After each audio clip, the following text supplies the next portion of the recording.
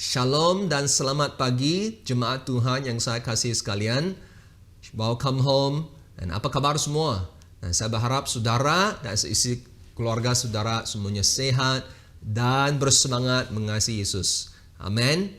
Nah, sepanjang 40 hari berdoa dan berpuasa kita, sebenarnya ada banyak kesaksian yang telah berlaku. Adanya kesaksian berkenaan dengan kesembuhan yang berlaku, adanya kesaksian tentang jiwa-jiwa baru yang percaya kepada Yesus sebagai juru selamat. Di antara mereka adalah ahli-ahli keluarga jemaat kita di SIB Live. Puji Tuhan, syukur. Dan banyak kesaksian yang luar biasa berlaku. Dan salah satunya yang saya sangat-sangat terdorong adalah ada seorang ibu di Sabah sebenarnya. Dia ada di Sabah. Sebenarnya ibu ini telah dia meninggalkan Tuhan sudah jauh lama sudah, bertahun-tahun sudah, sangat jauh sekalipun saya tidak boleh explain secara menyeluruh di pagi ini. Dan sebenarnya sesuatu hari baru-baru saja dia terasa dia nak mencari Tuhan sebab adanya terasa mungkin ketakutan ke, dan seperti dia risau dan bimbang ke, dan kemudian dia terfikir dia nak mencari Tuhan kembali. Jadi dia pergi Google untuk mencari gereja. Dan yang pertamanya muncul di screen itu adalah gereja SIB Live. Jadi sahabat, dia Google gereja SIB Live yang keluar. Nah, habis ibu ini pun klik dan dia connect dengan kami, dan kami pun menjangkau ibu ini, dan puji Tuhan dia telah percaya kembali kepada Yesus. Dia percaya Yesus sebagai juru selamat kembali, dan kami berharap seisi keluarga dia nanti, anak-anak dia nanti juga akan datang percaya Yesus sebagai juru selamat mereka. Ada amin. Lihat, Tuhan bekerja secara luar biasa, kan? Amin. Dan saya percaya, sungguh-sungguh percaya karunia Tuhan, God's favor dan hadirat Tuhan ada bersama menyertai kita di gereja SIB Live. Ada amin. Ya. Nah, hari ini saya ingin share kepada kita suatu perkara yang sangat relevan sebenarnya dan sangat penting. Sama ada kita yang sudah kembali ke tempat kerja kita, ada yang antara kita sudah kembali ke tempat kerja, ada yang masih lagi work from home, mungkin ada sudah kembali ke sekolah kelas secara fizikal, ada yang mungkin masih lagi ikut kelas online, mahupun kita work from home ke, online ke, balik ke tempat kerja ke, di mana juga kita pergi, saudaraku dikasih sekalian, saya sangat pasti yang di mana kita semua, kita termasuk saya sendiri, sungguh-sungguh mahu perkara yang saya akan kongsikan pagi ini terjadi di dalam hidup kita. Alright, nah kita buka Alkitab kita masing-masing di Keluaran pasal 25. Di pasal 24, di mana Musa telah naik ke gunung, tinggal di sana 40 hari, dan Tuhan mula memberi dia arahan yang sangat terperinci apa yang dia harus lakukan untuk membuat atau mendirikan kemah suci bagi Tuhan. Ya, kita baca pasal 25 mulai dari ayat 1. Berfirmanlah Tuhan kepada Musa, katakanlah kepada orang Israel supaya mereka memungut bagiku persembahan khusus. Dari setiap orang yang terdorong hatinya, haruslah kamu pungut persembahan khusus kepadaku itu. Nah, inilah persembahan khusus yang harus kamu pungut dari mereka: emas, perak, tembaga, kain unggu tua, kain unggu muda, kain kermizi, lenan halus, bulu kambing, kulit domba jantan yang diwarnai merah, kulit lumba-lumba dan kayu penaga, minyak untuk lampu, rempah-rempah untuk minyak urapan dan untuk ukupan dari wangi-wangian, permata krisopras dan permata tatahan untuk baju efod dan untuk tutup dada. Ke-8, dan mereka harus membuat tempat kudus bagiku, supaya aku akan diam di tengah-tengah mereka, menurut segala apa yang dikutunjukkan kepadamu sebagai contoh kemah suci dan sebagai contoh segala perabotannya, demikianlah harus kamu membuatnya. Nah, saudaraku dikasih sekalian, dari pasal 25 hingga pasal ke-31, sebenarnya Tuhan memberi Musa arahan yang terperinci untuk mendirikan kemah suci. Sama ada ukuran, bahan-bahan yang digunakan, perabotan dan sebagainya. Setiap perincian sebenarnya mempunyai kepentingan rohani very significant. Alright. So, dan sebenarnya saya ada plan mau membuat suatu replika kemah suci ini waktu musim Paskah sebenarnya tahun ini, supaya kami dapat buat satu experiential learning, masuk ke dalam kemah suci dan melihat perabotan dan sebagainya. Sebab sangat susah kita nak mengajar secara terperinci masa khotbah Ahad sebenarnya. Dan apa yang saya mahu kita alami adalah bukan saja melihat, mengalami, tapi mengalami juga Yesus Kristus sebenarnya di dalam kemah suci. Sebab segala perabotan di dalam kemah suci sebenarnya mencerminkan Yesus Kristus. Itu yang saya mahu kita alami. Tapi kerana pandemik tidak dapat kita lakukan, dan saya berharap mungkin suatu hari nanti kita boleh buat kemah suci ini yang kita boleh experience. Mau? Ya, amen. Nah, seperti mana yang kita telah belajar, saudaraku, Tuhan sebenarnya menuntun Israel dengan tiang api dan tiang awan. Saya telah sampaikan khotbah itu beberapa bulan yang dulu kan. Nah, pernyataan hadirat Tuhan melalui tiang api dan tiang awan ini begitu dahsyat dan luar biasa kan, dan di mana dia menewaskan Firaun dan askar Firaun melalui tiang api dan tiang awan ini.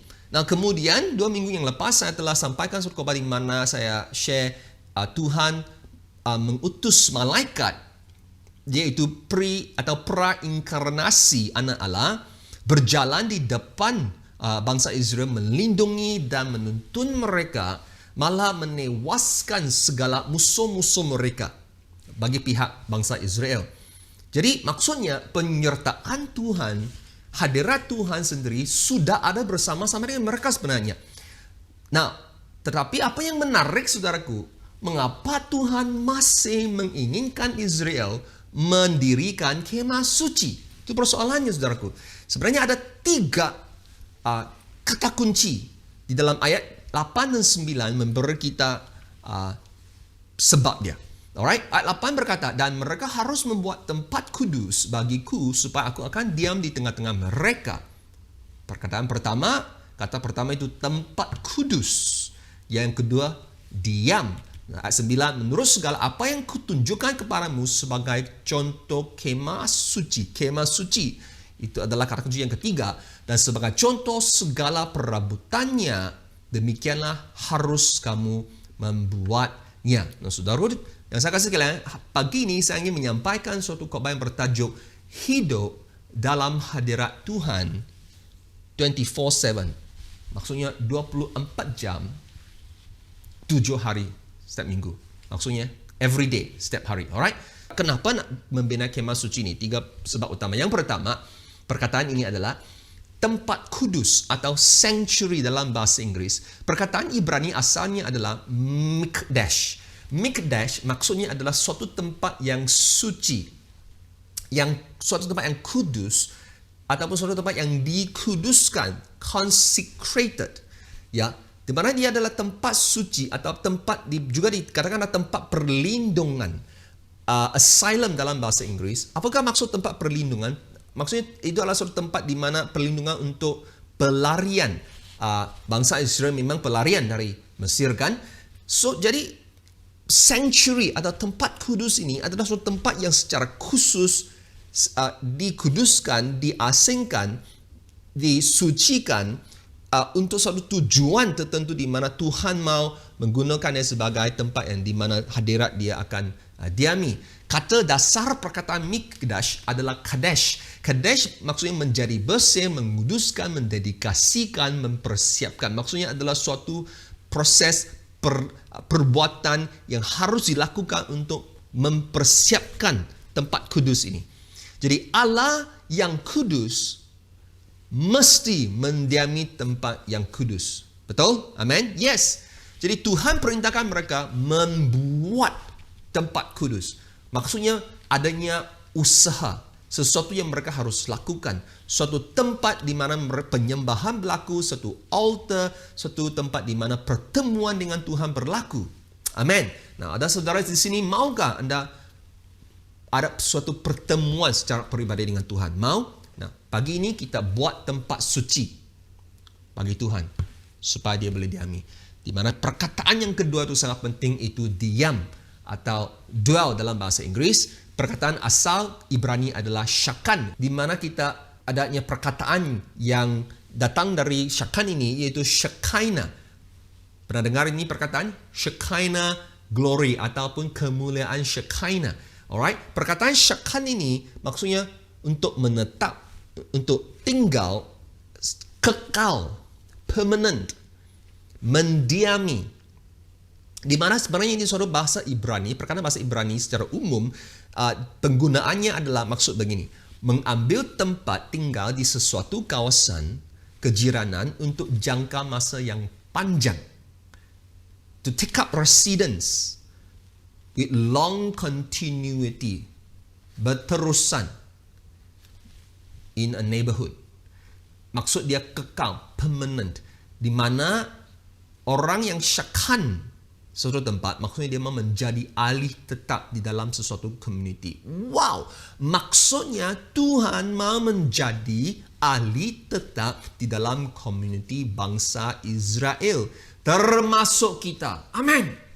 Tuhan mau menjadi ahli tetap di dalam keluarga saudara. Amin. Tuhan mau menjadi ahli yang tetap di tempat kerja kamu, saudaraku. Amin. Jadi kemuliaan Shekinah glory ini maksudnya kehadiran Tuhan yang nyata di kalangan umatnya. Tuhan merindukan arga kemuliaan dan hadiratnya tinggal bersama umatnya secara kekal 24/7, saudaraku. Dan yang perkataan ketiga yang menarik adalah kemah suci. Sebenarnya perkataan itu adalah miskan dalam bahasa asal dia, di mana maksudnya tempat kediaman secara fizikal, macam rumah kita, tempat kediaman, ya. Nah, miskan ataupun perkataan kemah, memang kemah, camping kemah, dia sebenarnya ada satu kemah. Maksud kemah adalah sementara sahaja sebab mereka itu nomad, tapi apa yang kekal adalah tempat kudus. Kemah itu sebenarnya dia kecil juga.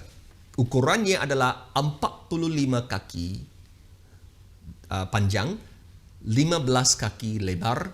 Maksudnya size dia adalah 675 kaki persegi. Tidak besar, saudaraku. Banyak orang bilik tidur pun sudah 600 kaki persegi. Betul. Kalau kau bilang gereja kamu, mungkin di gereja kampung kamu kah, gereja mana-mana kamu kah, bangunan tu kecil, kamu rasa, ayo bangunan kecil lah, malu lah sebagainya. Saudaraku yang kasih sekalian, bukannya saiz bangunan gereja kita itu yang penting. Lihat, kemah suci pun kecil, 600 lebih saja kaki persegi. Banyak punya gereja kita tu jauh lebih besar daripada kemah suci itu. Betul tidak? Ya.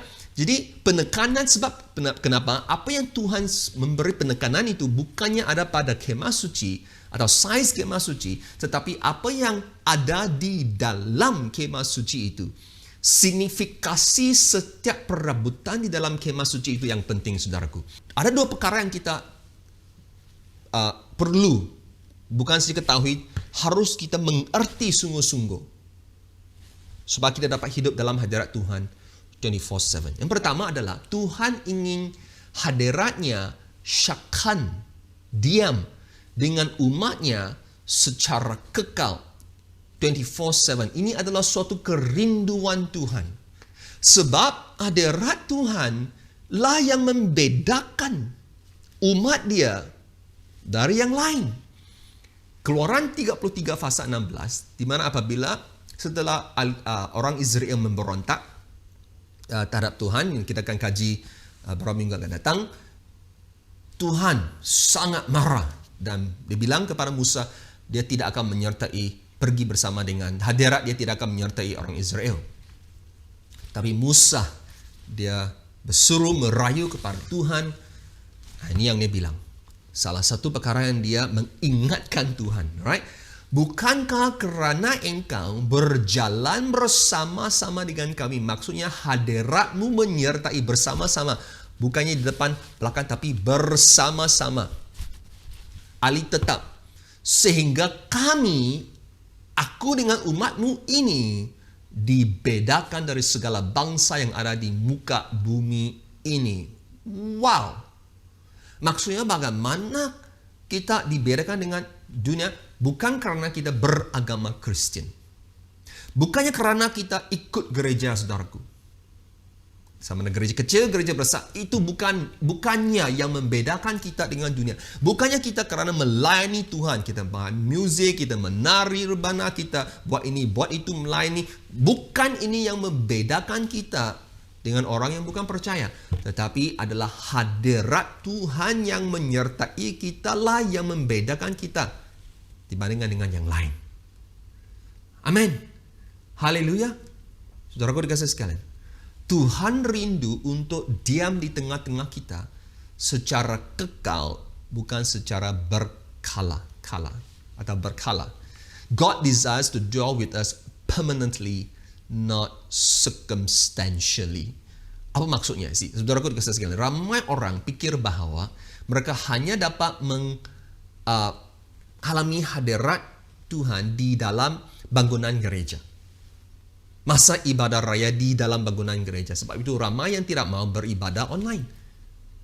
Tapi jangan kita pikir hanya di bangunan gereja saja itu hadirat Tuhan ada. Oh, kita sudah menghadapkan Tuhan.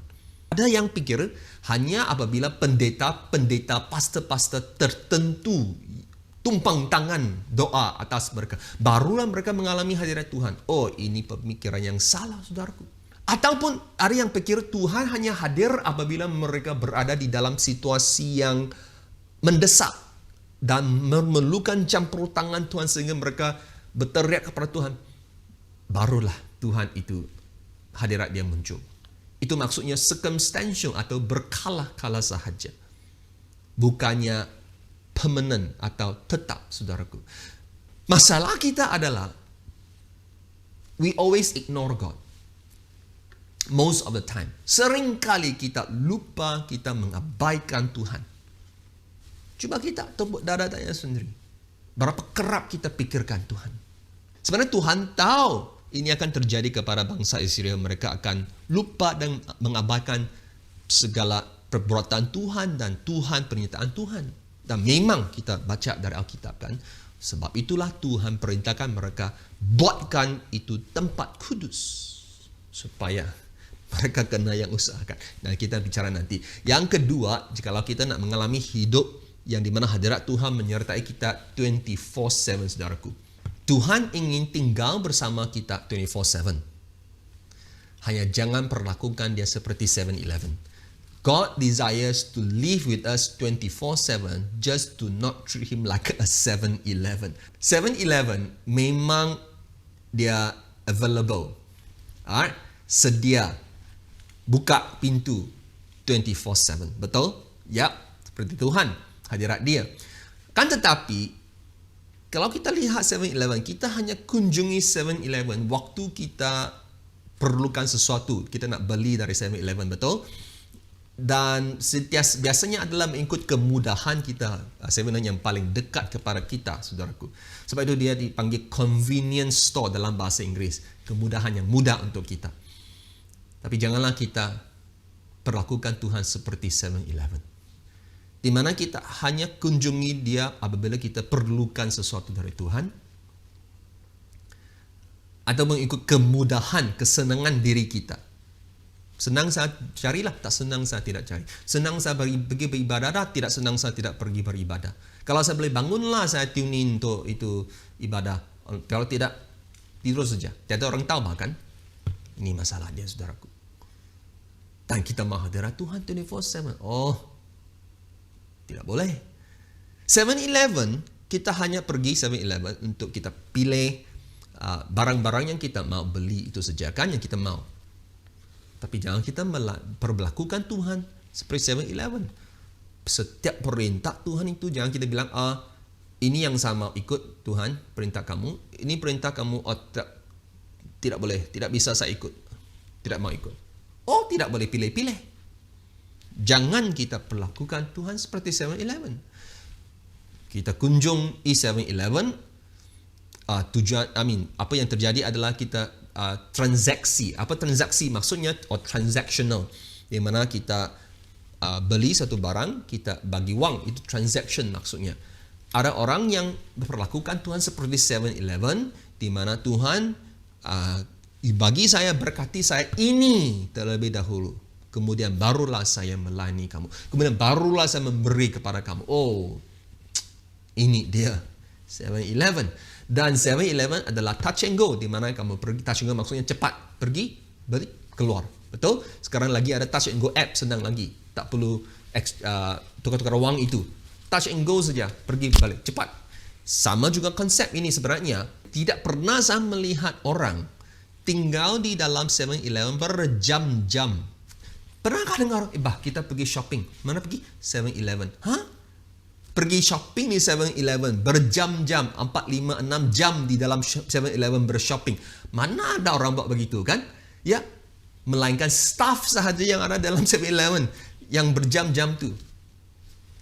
Jikalau kita perlakukan Tuhan seperti 7-Eleven, kita datang kepada Tuhan pun kita mau touch and go. Cepat-cepat. Dapat apa yang saya mau? Mau berdoa? Cakap-cakap. Tuhan, sama ni, amen. Pergi. Ramai orang begitu kan? Kita perlakukan Tuhan seperti 7-Eleven. Dan habis kita mau hadirat dia untuk 24/7. Tak bisa kita buat begitu, saudaraku. Tuhan, dia bercommitted. Begitu committed untuk diam di tengah-tengah umat dia 24/7. Sehingga Tuhan sendiri merendahkan diri dia. Di Keluaran ini, kemah itu kecil. Tuhan alam semesta, pencipta alam semesta, dia datang tinggal di satu kemah yang kecil ini. Semata-mata kerana dia mau menjadi ahli tetap dalam komuniti bangsa Israel, saudaraku. Sebenarnya kemah suci ini mencerminkan Tuhan Yesus sebenarnya yang telah merendahkan diri dia, anak Allah ini, mengambil rupa seorang hamba dan menjadi sama dengan manusia. Seperti mana yang Filipi kata, supaya dia dapat diam di antara kita, kekal, permanent. Jadi saudaraku, Tuhan sendiri merendahkan diri dia kepada kita, datang kepada kita. Bisakah kita perlakukan dia seperti 7-Eleven? Yes? No, right? Tidak kan? Tidak. Bisa pagi ini, saudaraku, bisakah kita membuat tempat kudus bagi Tuhan? Supaya Tuhan, hadirat dia sakan dalam hidup kita. Bisa? Amin? Yes? Kalau mau, hadirat Tuhan menyertai saudara 24/7. Adanya pattern dia, adanya contoh dalam perkataan BM itu contoh ataupun pattern dalam bahasa Inggris. Ayat 9 kita lihat. Menurut segala apa dalam bahasa Inggris exactly, secara tepat, right? Yang kutunjukkan kepadamu sebagai contoh atau pattern perkataan itu dalam bahasa Inggris, kemah suci, dan sebagai contoh segala perabutannya, demikianlah harus kamu membuatnya. Sebenarnya di dalam kemah suci ada 7 kepingan perabot. Ada 7 perabot di dalam itu. Setiap perabot yang mencerminkan sebenarnya Kristus yang kita akan kaji pada minggu-minggu yang akan datang. Right? Luar biasa, sangat indah sekali. Now, kembali ke perkataan contoh atau pattern ini. Maksudnya adanya contoh atau pattern tertentu yang dapat menarik hadirat Shekinah Tuhan dalam hidup kita. Arahan pertama yang diberikan oleh Tuhan adalah perabot yang pertama itu tabut perjanjian Allah ataupun tabut hukum. Tabut ini adalah hadirat Tuhan bagi perjanjian lama. Bagi mereka, tabut Allah, hadirat Tuhan. Hadirat Tuhan, tabut Allah. Itu maksud dia. Dan di sanalah aku akan bertemu dengan engkau. Tuhan bicara dengan Musa di sana, di mana? Di antara atas tutup kedua kerup yang di atas tabut hukum itu. Kalau kita lihat tabut itu ada 2 kerup di situ. Di tengah-tengah itu Tuhan bilang di sana aku akan bertemu dengan engkau. Maksudnya pertemuan secara peribadi, an encounter with God ada di tabut itu, iaitu hadirat Tuhan sebenarnya. Jadi hadirat Tuhanlah menjadi inti kepada kemah suci, saudaraku. Itu tabut Allah itu. Sangat penting hadirat Tuhan itu yang telah memberi Yosua dan bangsa Israel kemenangan. Mereka menyeberangi sungai Yordan. Tabut Allah yang pertama di depan mereka. Di mana benteng kota Yeriko, tembok kota Yeriko dimusnahkan, runtuh kerana tabut Allah di depan mereka itu. Jadi maksudnya tidak kira apakah situasi kita, saudaraku, Asalkan kita memiliki tabut atau hadirat Tuhan dalam hidup kita 24/7. Kemenangan ada di pihak kita. Amin. Kemenangan akan pasti ada di pihak kita. Asalkan tabut hadirat Tuhan syakkan hidup kita 24/7. Saya bagi satu contoh, kemudian kita akan tutup dengan suatu kesaksian saya mau kongsikan di sini. Sangat luar biasa. 2 Samuel pasal 6. Di mana kita lihat Raja Daud, dia ingin membawa tabut Allah ini pulang ke Yerusalem. Alright? Kamu boleh baca latar belakang dia. Sebab tabut Allah ini tidak ada di Yerusalem masa itu. Dia nak bawa pulang. Dan dia sediakan beramai-ramai tim worship. Ya, seperti kita sangat suka kan worship, music kan. Banyak tim worship. Yang kita nak music yang baik dan sebagainya, yang hebat dan luar biasa. Tetapi ada suatu masalah.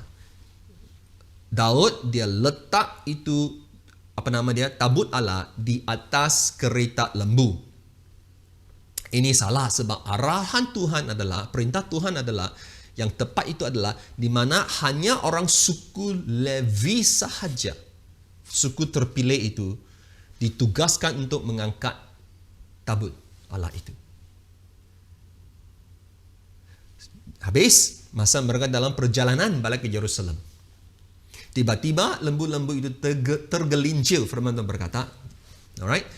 Dan Uzzah dengan baik hati dia pegang itu tabut supaya dia stablekan, dia tidak jatuh. Tapi tidak boleh sembarangan orang sentuh. Ini adalah perintah Tuhan secara khusus. Habis terus dia mati di situ. Dan kita baca di ayat 9. Kita lihat. Pada waktu itu Daud menjadi takut kepada Tuhan. Nah, lihat persoalan dia tanya. Dia tanya diri dia. Bagaimana tabut Tuhan itu dapat sampai kepadaku? Wah, persoalan sangat penting yang kita semua harus tanya persoalan yang sama. Bagaimana tabut Tuhan itu dapat sampai kepada aku? Bagaimana hadirat Tuhan, Shekinah, hadirat Tuhan dapat sampai datang mendiami kehidupan aku. Ini persoalan sangat penting. Jadi ayat 10, sebab itu Daud tidak mau memindahkan tabut Tuhan itu ke tempatnya, tetapi Daud menyimpang dan membawanya ke rumah Obed-Edom, orang Gad itu. 3 bulan lamanya tabut Tuhan itu tinggal di rumah Obed-Edom, orang Gad itu. Dan Tuhan memberkati Obed-Edom dan seisi rumahnya. Diberitahukanlah kepada Raja Daud. Demikian Tuhan memberkati seisi rumah Obed-Edom dan segala yang ada padanya oleh kerana tabut Allah itu. Nah, saudaraku dikasih sekalian, kita lihat 3 bulan sejak tabut Allah ada tinggal bersama Obed-Edom 24/7, 3 bulan. Tuhan memberkati Obed-Edom dan seisi rumahnya. Kalau kita baca di mana di Tawarikh ada berkata, bukan sejak sisi keluarga dia, tapi anak cucu dan semua keturunan dia, mereka melayani Tuhan di bait Allah. Sebenarnya apa yang menarik adalah kenapa mereka dapat melakukan begini, sebenarnya mereka bukannya golongan yang dipilih untuk melayani Tuhan di dalam bait Allah sebenarnya. Nah, apa yang kita lihat di sini, Tuhan memberkati seisi rumah Obed-Edom dan segala yang ada padanya. Segala, maksud dia adalah termasuk juga mungkin ternakan dia, lembu dia, melahirkan banyak anak, ayam dia, itik dia, banyak. Segala yang dimiliki oleh Obed-Edom, Tuhan memberkati. 3 bulan sejak hadirat Tuhan, tabut Allah bersama dengan dia. Dan apa yang menarik adalah, saudaraku, Obed-Edom adalah orang Gad. Siapa orang Gad? Sebenarnya Gad adalah salah satu suku orang Filistin. Masih ingat Goliat? Musuh orang Israel yang Daud bunuh itu? Ya. Jadi sebenarnya orang Gad ini adalah orang Filistin. Kenapa Daud letakkan tabut Allah di rumah orang Gad, orang Filistin? Sebenarnya di 2 Samuel pasal 15, kamu sendiri baca, ada 600 orang Gad telah ikut Daud sebenarnya. Mereka sudah ikut Daud. Wah, luar biasa ya. ikut Daud. Tapi yang pentingnya, orang Gad ini bukanlah orang yang sepatutnya boleh simpan itu tabut Allah. Jadi jika Tuhan memberkati seorang dan seisi keluarga dia yang berbangsa Filistin itu, coba kita fikirkan, apatah lagi bagi kita, saudaraku, yang hidup di dalam Kristus, yang mengalami kuasa salib Yesus. Apabila kita ready untuk mendirikan tempat kudus bagi hadirat Tuhan untuk syakan dalam hidup kita. Wow, coba bayangkan berkelimpahan berkat dicurahkan kalau terjadi kepada Obed Edom, apatah lagi bagi kita, saudaraku. Amin. Amin. Jadi maukah kita menerima berkat dari hadirat Tuhan seperti Obed Edom? Mau tidak? Yes, mau. Kita harus takut. Seperti kisah di 2 Samuel 6 ini mengajar kita takut akan kesucian, kekudusan Tuhan. Orang Yahudi sebenarnya mereka terlampau fokus kepada bangunan bait Allah, sehingga terlepas mereka membuat tempat kudus untuk Tuhan di bait Allah. Yesus datang, usir semua keluar yang jual beli di situ, di mana mereka telah menjadikan bait Allah sebagai sarang penyamun. Hadirat Tuhan adalah percuma, tetapi tempat kudus ada harganya. God's presence is free, but a sanctuary costs.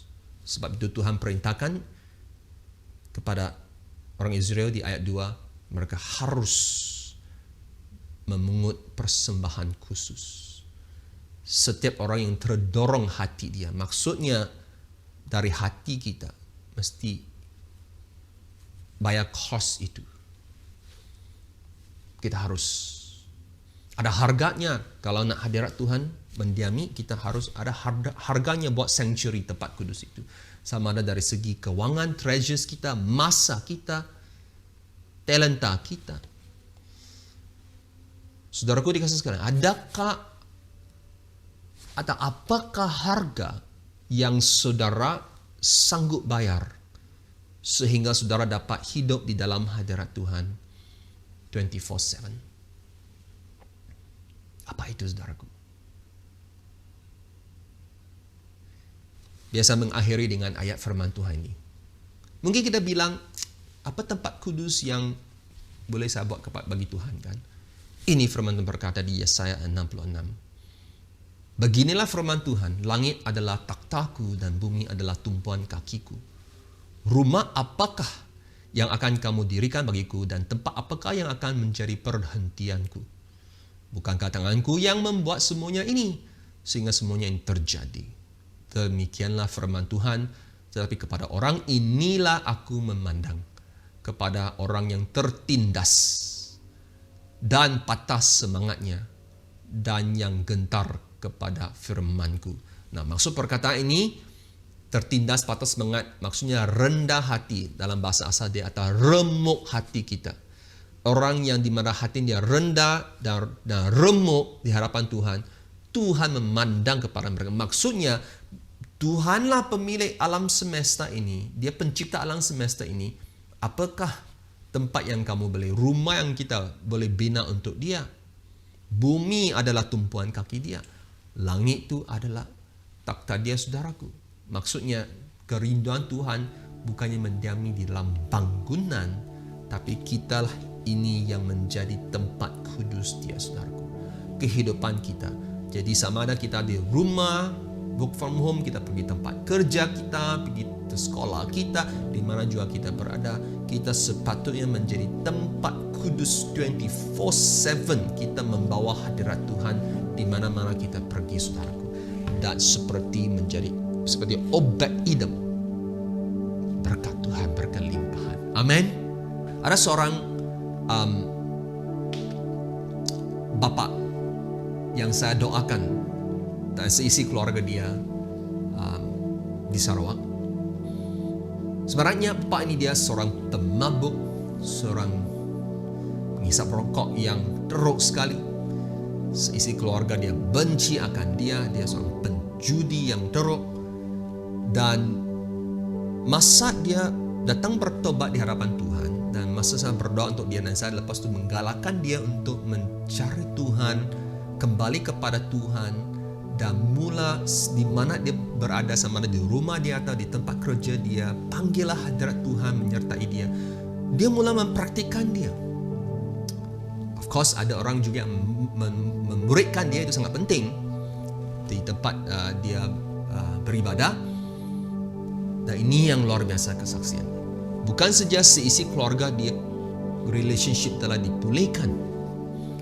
Setelah dia, Tuhan memberi dia kuasa untuk berhenti minum. Sudah hilang itu tabiat. Sudah hilang itu tabiat untuk merokok, berhenti secara luar biasa, berhenti berjudi. Bukan saja dilepaskan daripada segala belenggu-belenggu rantai-rantai ini, semua ini. Tuhan telah pulihkan sisi keluarga dia. Bukan saja begitu, seperti Obed-Edom, Tuhan mula memberkati sisi keluarga dia.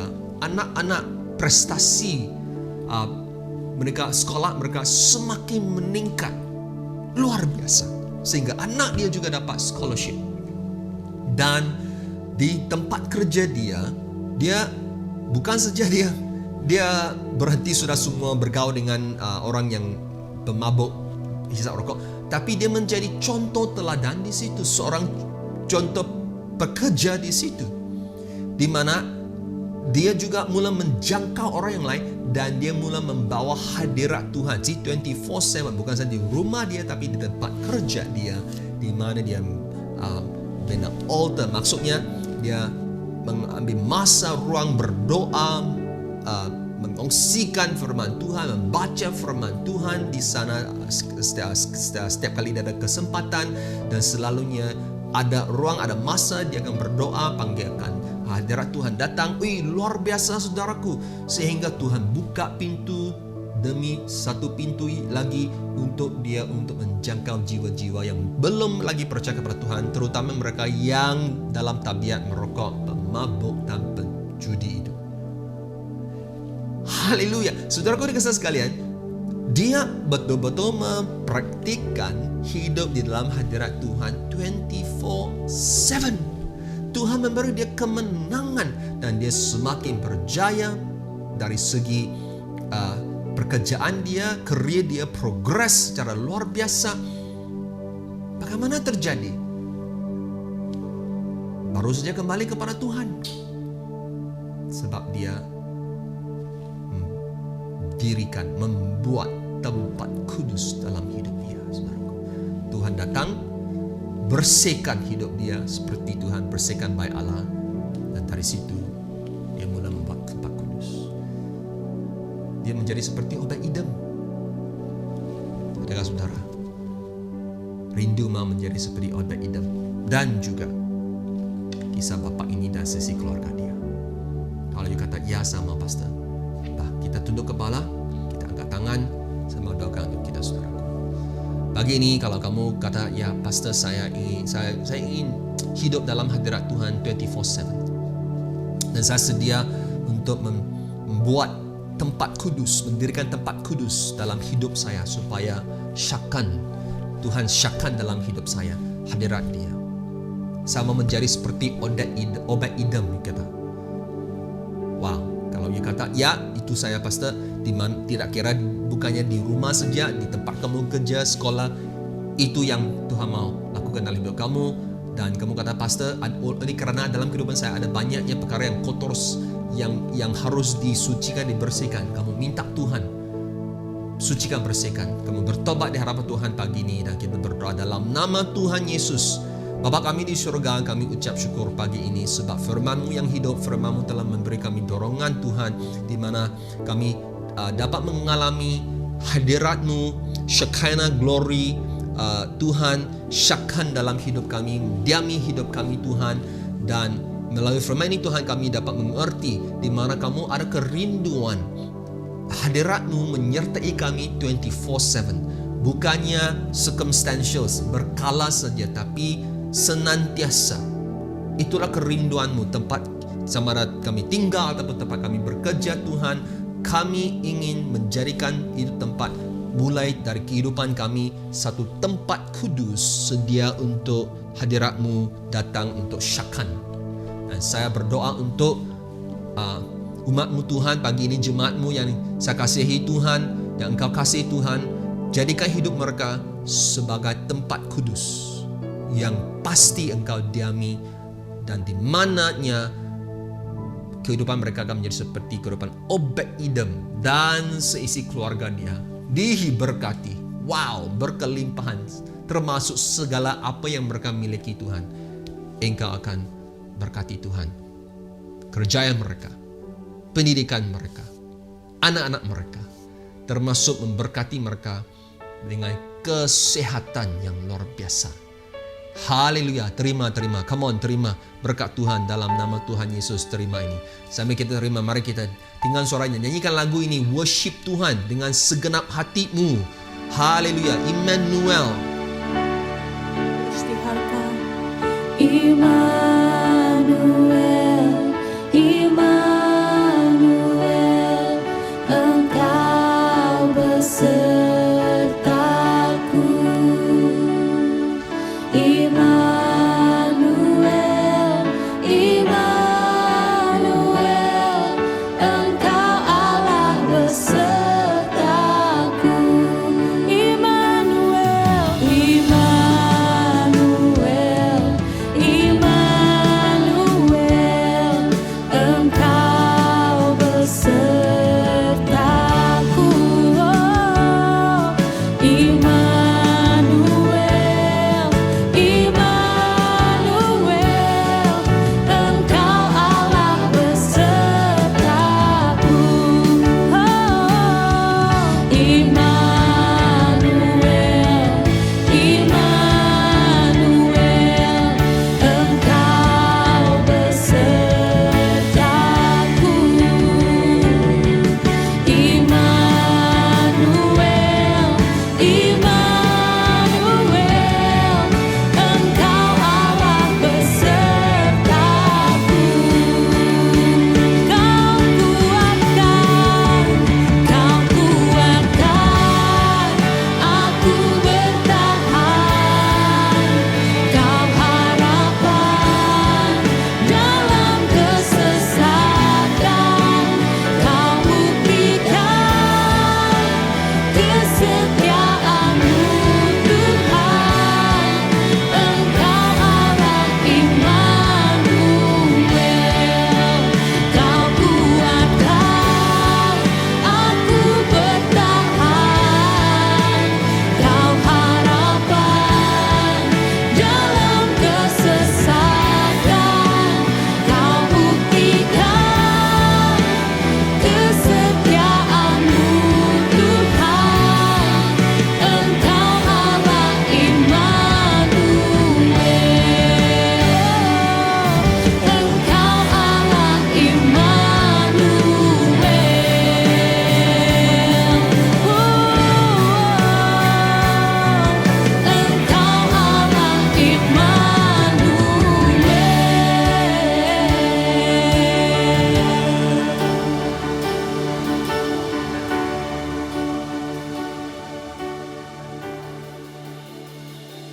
Haleluya, terima kasih Tuhan. Immanuel, Allah menyertai kita.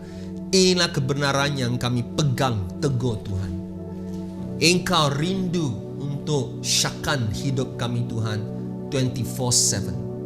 Dan Tuhan, kami berjanji pagi ini kami membuat tempat kudus dalam kehidupan kami Tuhan, supaya hadirat-Mu, Shekinah glory-Mu akan syakan mendiami kehidupan kami Tuhan. Dan kehidupan kami akan menjadi seperti Obed-Edom, sungguh-sungguh diberkati. Seisi keluarga kami juga seperti Obed-Edom, sungguh-sungguh diberkati. Haleluya Tuhan. Dan kami tidak mau memperlakukan Engkau seperti 7-Eleven Tuhan. Ampuni kami Tuhan kalau kami selama ini memperlakukan Tuhan Engkau seperti 7-Eleven. Tapi mulai pagi ini kami percaya Tuhan, anak-anak-Mu telah meresponi, Engkau telah mendengar kerinduan hati mereka, dan Engkau akan Haleluya. Syakkan hidup mereka dengan hadirat-Mu. Haleluya. Dan saya proklamasi, nyatakan saya lagi berkati-Mu, saudaraku dan saya kasih sekalian, di mana janji firman Tuhan, apabila kita membuat tempat kudus dalam hidup kita, firman Tuhan telah janjikan Dia akan diam di tengah-tengah kita, dan wajah Dia sentiasa menyinari-Mu, dan kasih karunia Dia sentiasa membungkusi-Mu, dan dengan sisi keluarga-Mu, saudaraku. Terima kasih Tuhan, dan kami terima ini semua janji firman ini dengan penuh amin, penuh iman dalam Kristus yang telah mengasihi kami melalui salibnya. Terima kasih Tuhan, dalam nama Tuhan Yesus Kristus, semuanya yang percaya dan mengasihi Yesus katakan amin. Haleluya. Come on, puji Tuhan, beri kemuliaan kepada Tuhan sebab Dia yang baik, Dia yang luar biasa. Amin. Amin. Haleluya. Terima kasih semua saudaraku yang saya kasih sekalian kerana meluangkan masa untuk menyertai kebaktian ibadah raya kami pagi ini, dan saya percaya, sungguh-sungguh percaya saudara telah diberkati. Ada amin? Yes, kalau ada diberkati, ya chat box, ya puji Tuhan, and just bless one another. Alright. Nah, jangan lupa kita teruskan berdoa, jangan kita berhenti berdoa, sangat penting saudaraku. Kita mesti, kalau ada yang sakit ataupun ahli keluarga kamu yang sakit, ya, seterilah kami hari Rabu malam 8:30 malam kita akan berdoa untuk orang-orang yang sakit, dan juga Sabtu pagi jam 9 juga ada persekutuan doa we-pray kita. Kita harus terus mencari Tuhan sebab hanyalah di dalam Tuhan saja kita dapat kedamaian shalom Dia dan juga penuh perlindungan dan kemenangan. Ada amin? Alright. Tuhan memberkati. God bless you. And love you all. Bye-bye.